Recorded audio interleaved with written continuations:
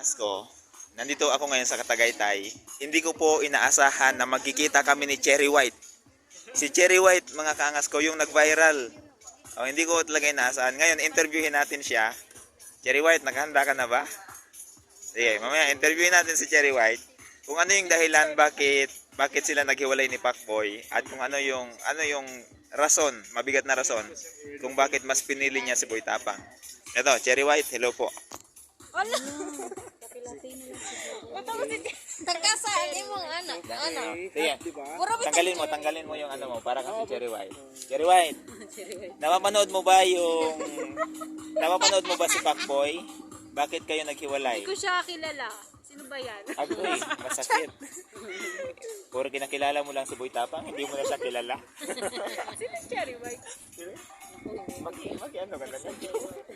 So, ito si Cherry White. Nakakalimutan niya kung sino siya dahil sa kanilang pagmamahalan ni Boy Tapang. So, ano bang mai-advise mo sa mga manlulokong babae? Manlulokong babae? Wala ka manlulokong lalaki. Kaila ka katinay? Ano? Sa mga manlulokong babae, maging ano naman kayo, aware naman kayo sa mga ginagawa. Kailangan maging loyal kayo sa partner na gano'n. Wow. Sa mga lalaki naman na nanloko at nanakit. Ganun din. Kasi dapat stick to one ka dapat eh. Wow. Yan, ganun. Isa pa po, Cherry White. Ano yung masasabi mo kay Sing Sing Girl? Hindi niya tinanggap dahil 299 pesos lang yung Sing Sing. Anong masabi mo sa kanya? Yung nag-viral. Depende. Kasi kung ano yung standard niya, so yun na yung susundin niya. Kasi Cherry White, sila? 8 years na sila.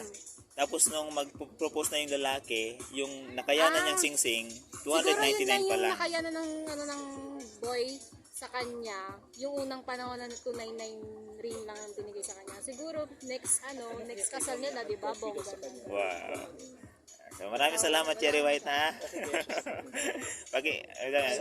Pakisabi naman po sa ating mga follower na paki-follow ng ating Facebook page. Paki-follow yung Facebook ni Boy Tapang.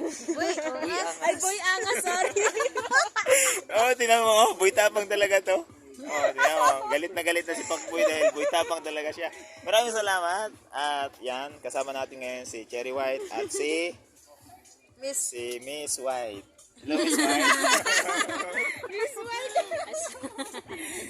Okay, nagkakatuwaan lang kami. Nandito kami ngayon sa La Vista Hotel. La Vista. Taal Vista. So, napakalamig pala dito. Lalong-lalo na kung wala kang partner. Napakalamig dito. Buti na lang.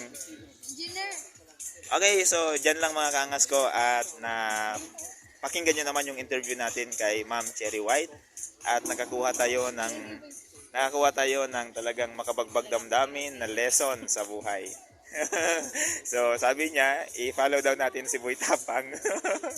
Okay, bye-bye. God bless you. And please follow.